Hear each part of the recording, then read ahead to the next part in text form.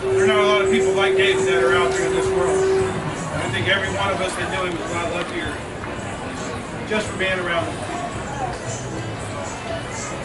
It's hard. It's hard. My life is going to be forever different. All of our lives are going to be different. But they're going to be different in a better way. David wasn't somebody that just kind of infiltrated the crowd. He was always on the outside, but you never missed him. I think every one of us sought him out when we were here at Fair. No matter where we were, we'd find him. He's one of those good souls. And it's going to be hard. When I spoke to David, he asked in my last conversations that we celebrate God chose to take you.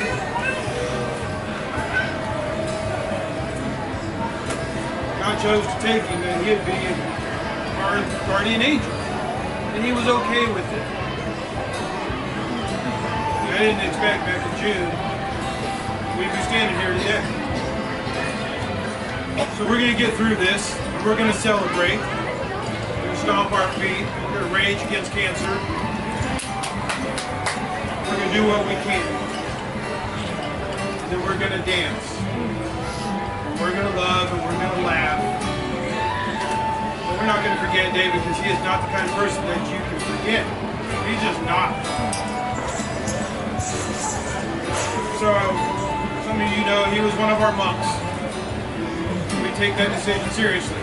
For David, it was a no-brainer. He fit right into us immediately. We loved having him. God, we love having him. The picture right there was taken of him right outside this window, and I don't ever look outside these windows because I'm not seeing him. So I'm going to ask to start off with anybody that wants to come up, and I know there are a few of you. Come out, come up, and give us a minute. Tell us something about David. Tell us something you want to share. And I think we're going to go. So, for me, David was a man of love and friendship and encouragement. He noticed the passions that people had differently, and he stoked those fires and made always everything.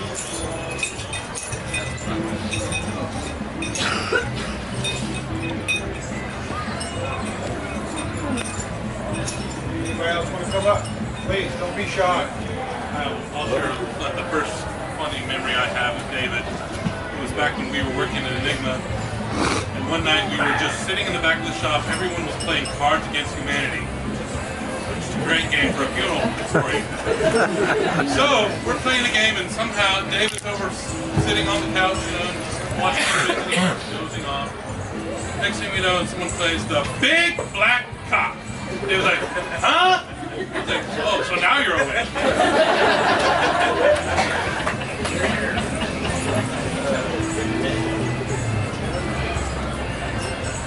So,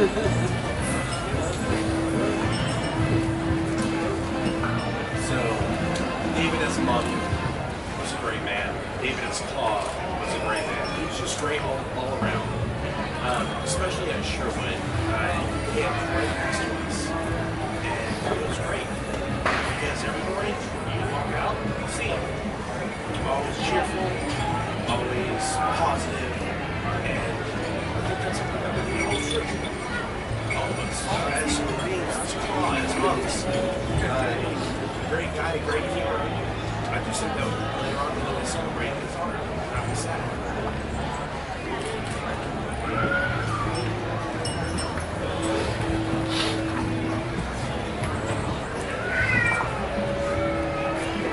So, mine is very personal. Only a handful of people know about this. But y'all know David was a photographer. I had told David I want to give my husband a really awesome Christmas present. Yeah, we went there. Here, at fair, on the fairy king chair. Yeah. 6 bottles of Loki in my backpack, and just David and me. We walked down the fairy trail. We found the fairy king chair and figured, that would work. We draped my fur coat over. He started taking pictures. He couldn't see anything until we flashed my dog. Because it was pitch black. People came walking. We were like, oh, you know. But we had fun. And Dennis has the photo album. It was given to him as a Christmas present. But and it stays personal. But it was something that David made you feel so comfortable. It didn't matter what was going on in your life. He was always there and always made you feel so comfortable. I just wanted to share that story because some of y'all have heard it now a million times. I figured now I'm going to share it with everyone.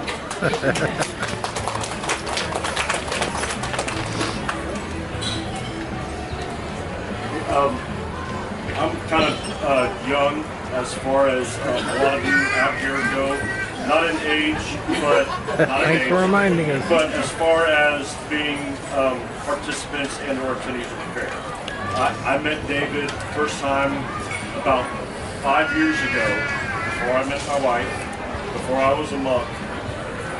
And David was one of those guys that even though I came, I was wearing, I think, cargo pants, a t-shirt, I was wearing tennis shoes because I was going to be walking all day. It didn't matter. He treated me because I was a friend of somebody that I was a member of the family. And this carried on.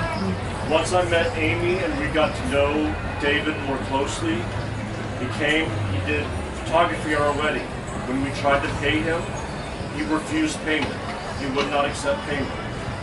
For our 1-year anniversary, when we wanted to go on a tour of Texas, not that we've never seen Texas, but it's the thing you do if you're down here. The first person that said, come here, was David. And he opened up his house, let us stay there, come and go as if it was our own.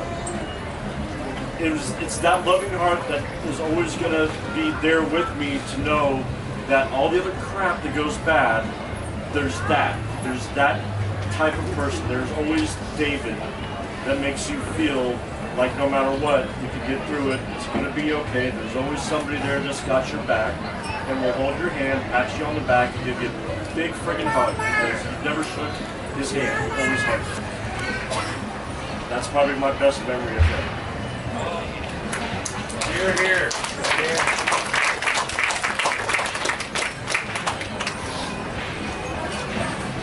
Okay, so last year, as you guys know, all the rain, everything was, I looked like a drowned rat. My tent was flooded. And David goes, come here, I have a towel. Dries me off. Said, do you have any dry clothes in your tent? We walked over to the tent and get back there to his training. Finds me a pair of sweatpants and a t-shirt. Go take a shower, warm up. I'll be sitting outside. Took a shower, warmed up, put on And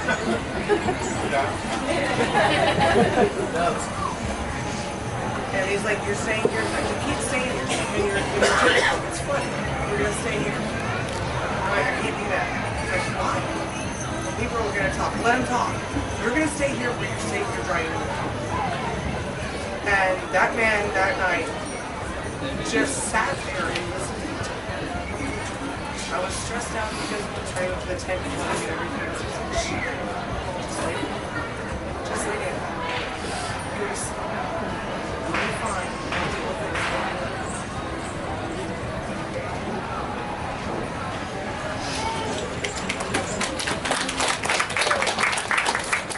Oh, by the way, the ring that's up there, that's David's ring. If you guys want to go put a blessing on it, it's up there. Y'all hear that? David's ring is in the box. Where's mine? My Facebook friends, I apologize, you've already heard this. But last year at Sherwood, he and I were sitting there talking, and we were talking about, I think it was last year. Anyway, it was at Sherwood, we were talking, he was talking about beating his cancer, and my thought was how lucky I was that he had beaten it, because I was going to get a chance to know him better. Because I've known him for a long time, but I haven't known him well. But I was going to have a chance to really get to know him better now.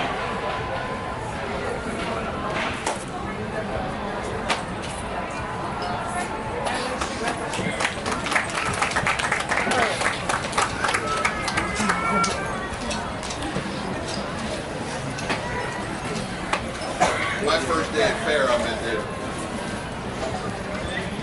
I just moved here from Florida, and I took one of his many faces of fair. And the next weekend, David sat down with me and said, "Hey, can you show me how to use this camera and build on this game?" We sat there for a while, and I showed him how to use the camera, how to change settings for lighting. I became so close friends. But you know what? David wanted everybody to be happy. No matter what what bad things came David's way, he would pick up the phone and help somebody else. Yep. Please help others. Show them that you love them. David would want nothing less. I love that man to death. Last weekend I took videos of groups saying, "We love you, we miss you." It tore me apart. I did it because he would have done the same thing for me. You know what? Please, just hug everybody. Be as nice as David could ever be. Because he was the nicest soul I've ever met. You're here. You're here. Wow.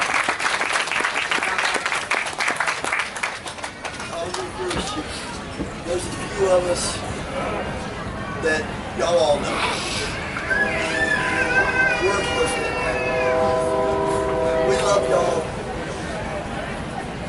When you look up the words Ginger Soul, there's David's picture. I have turned all day and seen blue eyes looking at me. I want to say something I know you would say. Love each other. Hug each other. Tell each other how you feel. All of you. Time is finite. Life is short. Please show the love that we all have. Please let everyone feel it. You're here.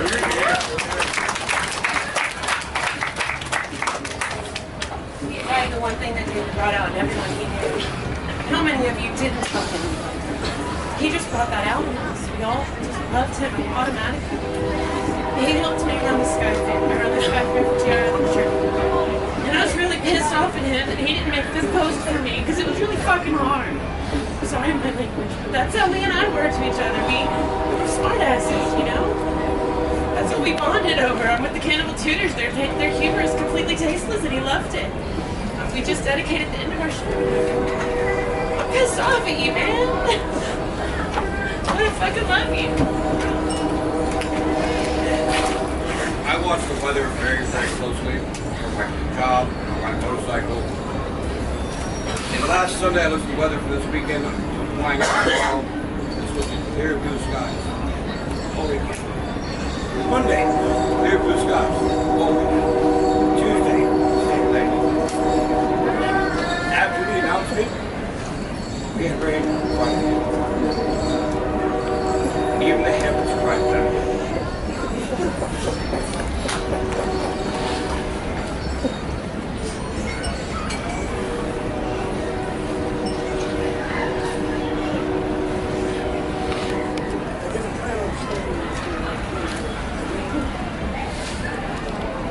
God, I would have known David better. I went to parade one day about 4 years ago, and I met some guy at parade who was Bob. David came by the booth I worked at back then every morning to see the lady that I worked with. I confused David with the guy that I met at parade. It wasn't him. But I went up and hugged him. He held me back anyway. It took about 3 weekends before I realized it wasn't the same guy. Then why didn't you tell me? He said, because I like hugs. I need to tell you people something. This is the time for our tears. I didn't mean for it to go this way. But if any of you are here tomorrow morning, 11 o'clock to see them. We're dedicating it to the day. We're bringing the young man in. He has terminal brain cancer. He wants family. What TRF, what the givers, whatever many of you have done, is so powerful, so amazing that these are the last words I'm going to be able to speak about. I'm sure they'll let what people are saying. David would have been at the very forefront. And this is dedicated to David. So let's laugh and cry together tonight. And tomorrow, let's let these big cheers of joy for David Myers. For David! David! Fuck cancer! Fuck cancer!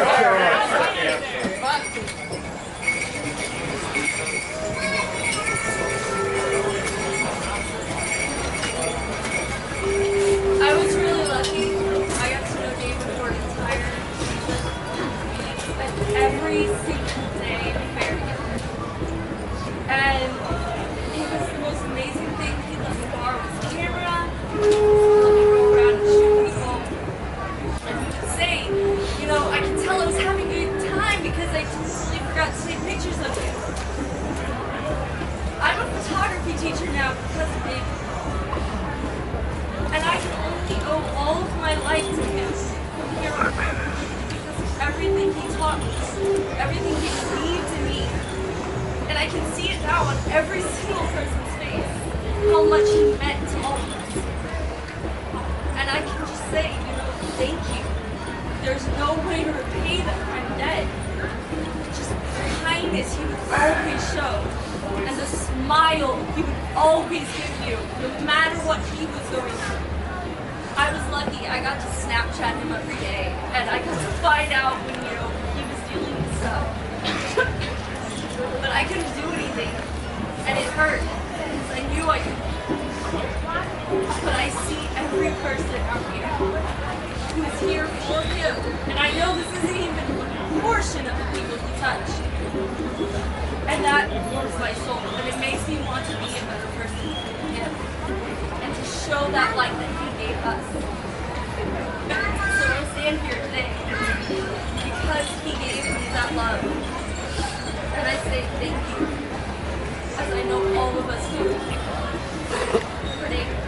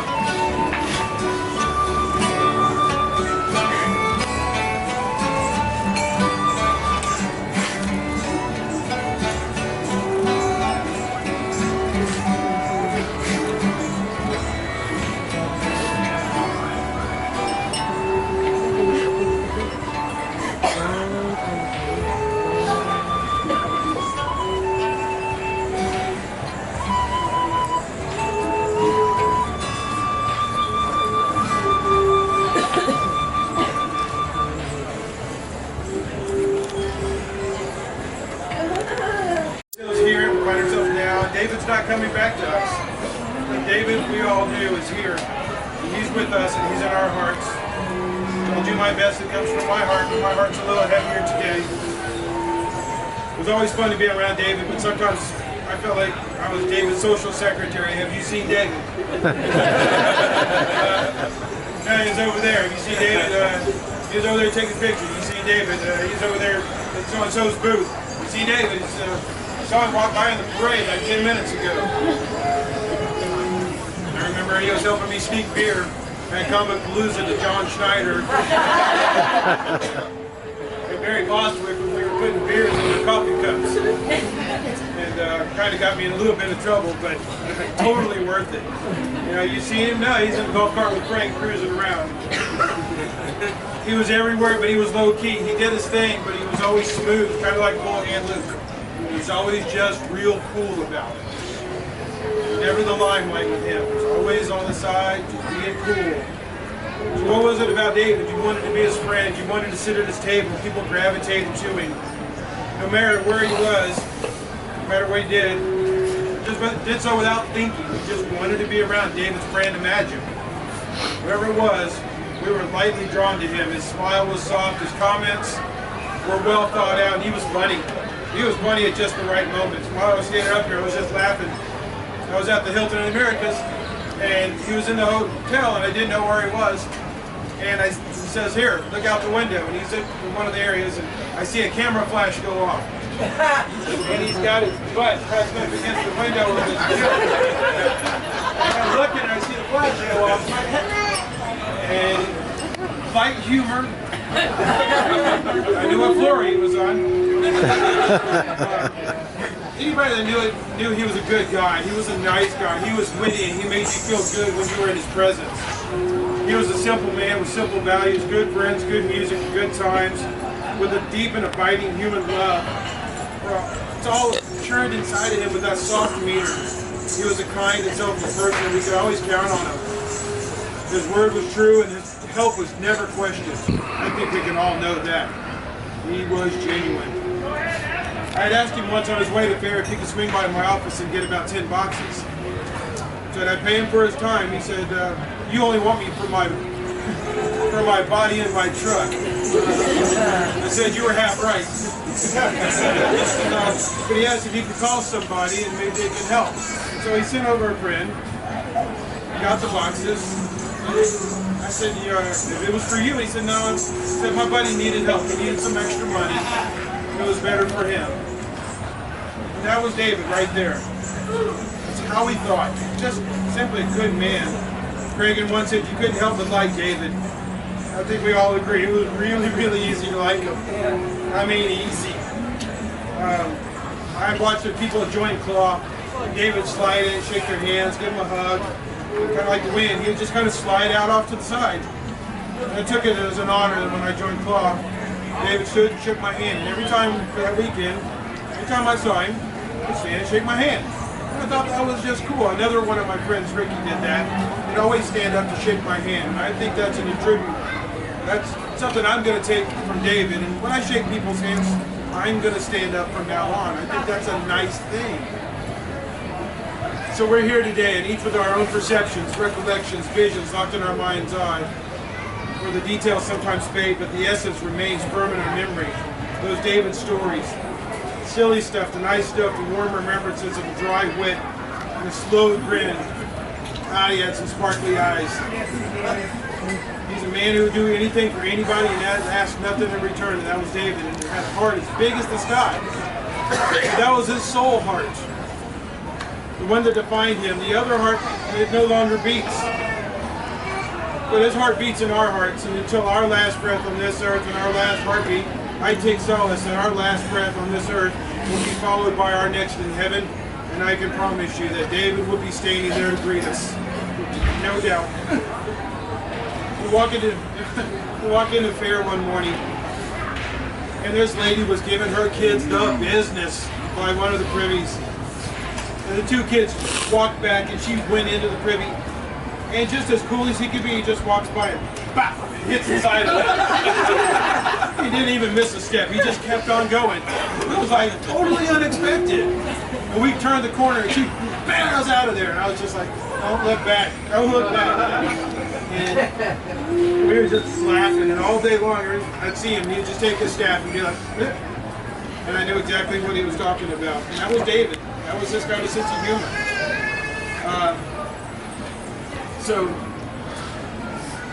God, it just cracks me up, sorry.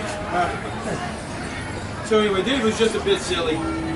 David was a music man, and Jim Morrison wrote, I love the friends I've gathered together on this thin raft.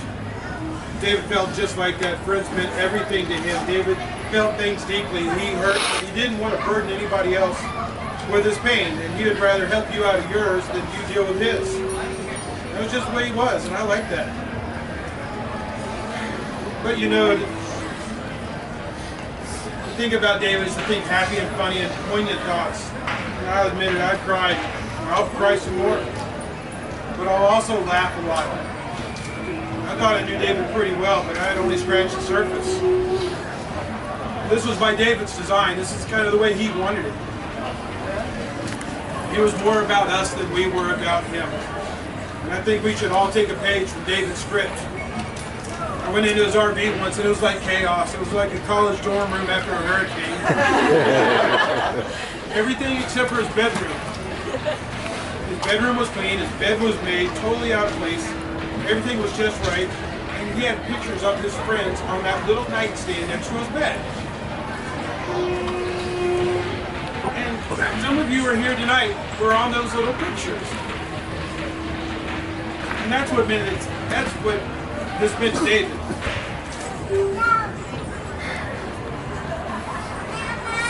Sorry.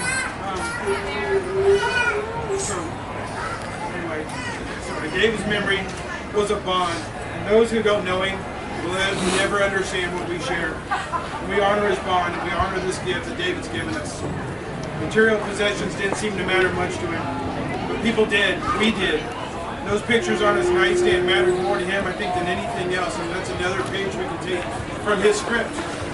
David was passionate about music, and in his quiet way followed singers and songwriters across Texas. Y'all know he was David, DJ David, Dynamite David.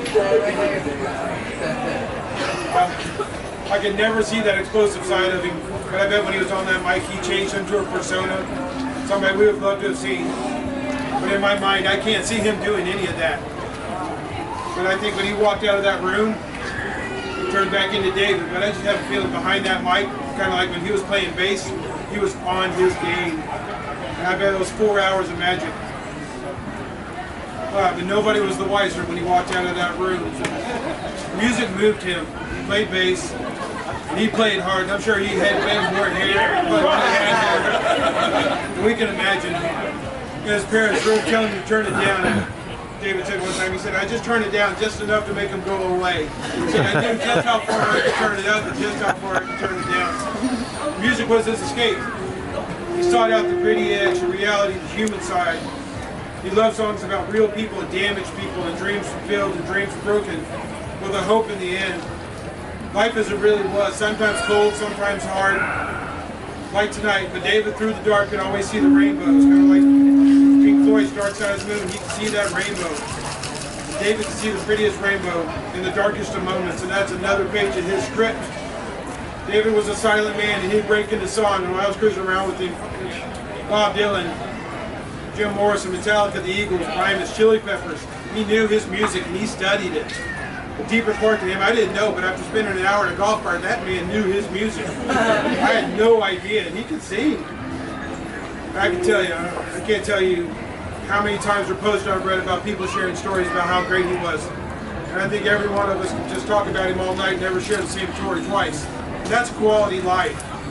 Poets and writers and artists and musicians have spent most of thousands of years trying to express and define their love and their work.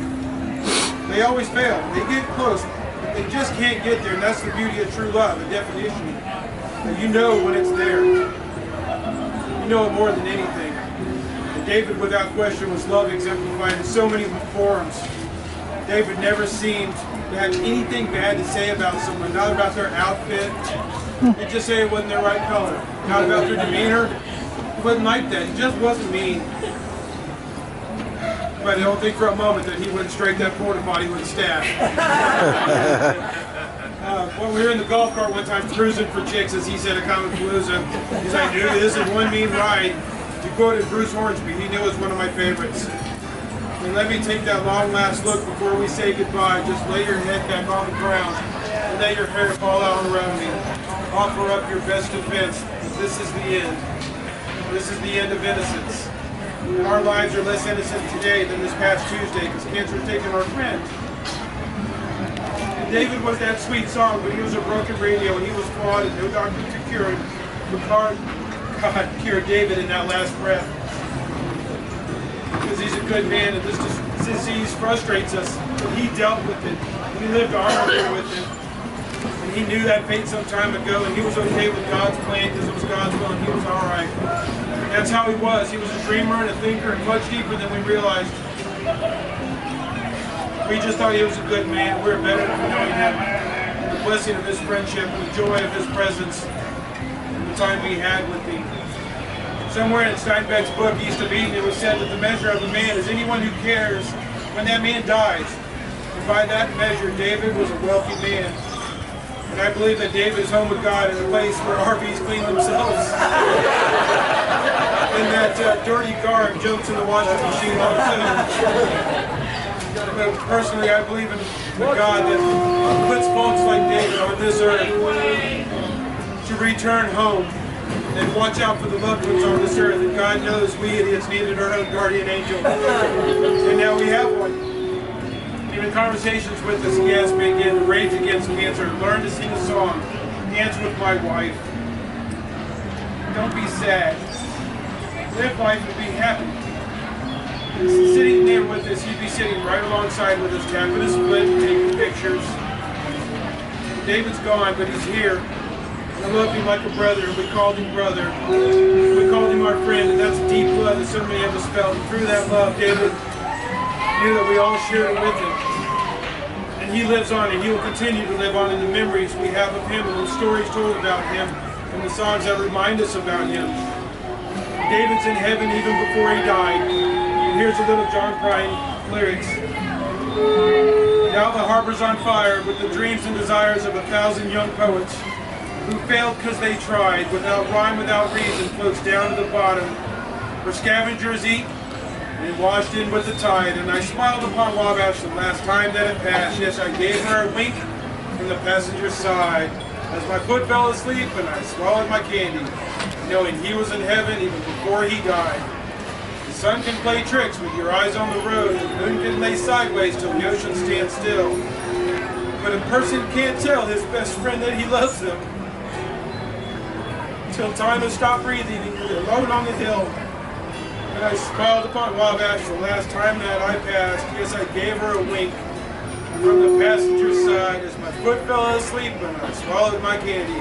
I knew he was in heaven even before he died. God bless you, David. Lift up your cares and lift them up. We love you.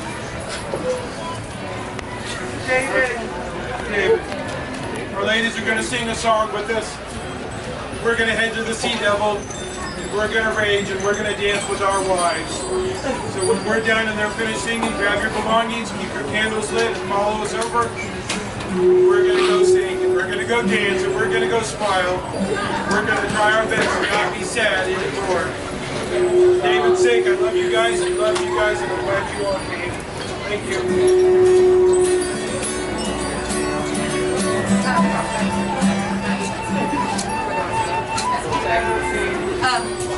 Everything that has been said this evening about David is true. He wants us to laugh. He wants us to love. Until we meet again. To David.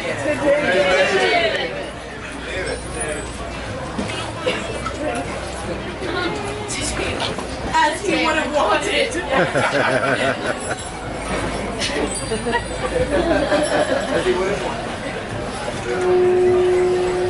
May the road rise up to meet you. May the wind be at your back. May the sun shine warm upon your